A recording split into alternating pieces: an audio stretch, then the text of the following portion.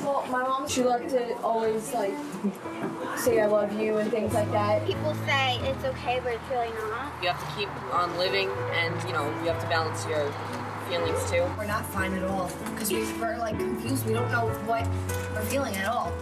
Like, sadish and madish. Very, very guilty. I was waiting for her to come back, and then I thought in my head, wait, she can never come back.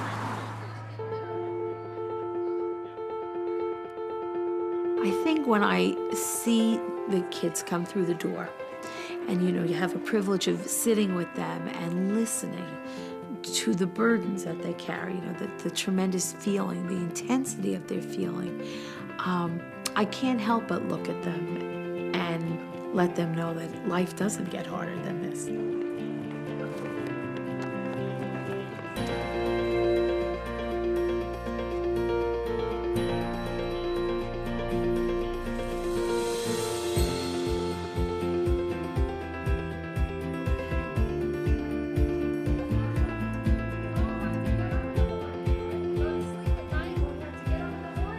The Children's Bereavement Program started back in 1984 with literally a ream of paper and a box of crayons. And it began because we realized that the kids were being left out. They needed someone to guide them through their grief. And that's when we started to think about developing a program.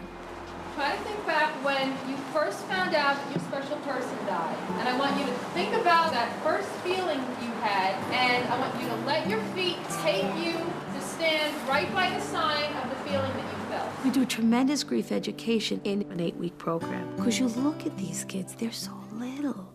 And you just try to imagine those feelings stuffed inside these little tiny bodies.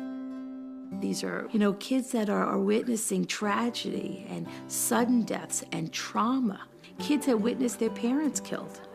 4-year-old identical twin boys waiting for a bus, and a tree branch broke and crushed one of the twins. A teenager who threw himself in front of a train, and his 16-year-old girlfriend witnessed that. These are the kids we see.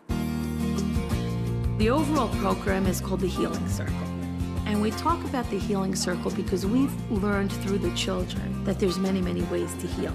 That healing doesn't mean having everything the way it used to be. It means feeling better enough that you can go forward.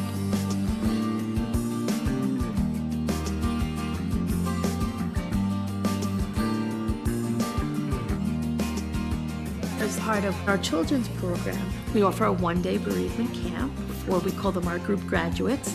Children who have come through an 8-week program, it's their opportunity to reconnect with their friends, with the counselors, with the social workers. These are kids that have done a lot of work.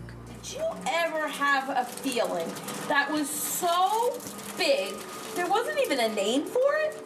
Derek's 18-month-old brother was run over by an SUV in their driveway, driven by his grandfather. He knows it was an accident, but he's still angry that it happened. How do you take that from him? What is that called? It looks like an eczema. Tell us what an eczema feels like. Guilty, upset, and scared. Guilty, upset, and scared. So that's 3 things all wrapped into one. Derek has come a very long way. Again, Derek has done a tremendous amount of work. It always impressed me if you would say to Derek, what do you miss most about Alec? He always consistently to this day says his hands. I used to love holding his little hands.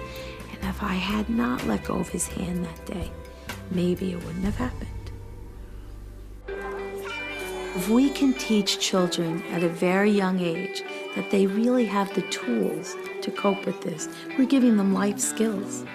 Because these are the kids that can grow up into very angry adults, teens that are often anorexic, that struggle with depression. It doesn't go away. Imagine what happens if you don't deal with it. Where does it go?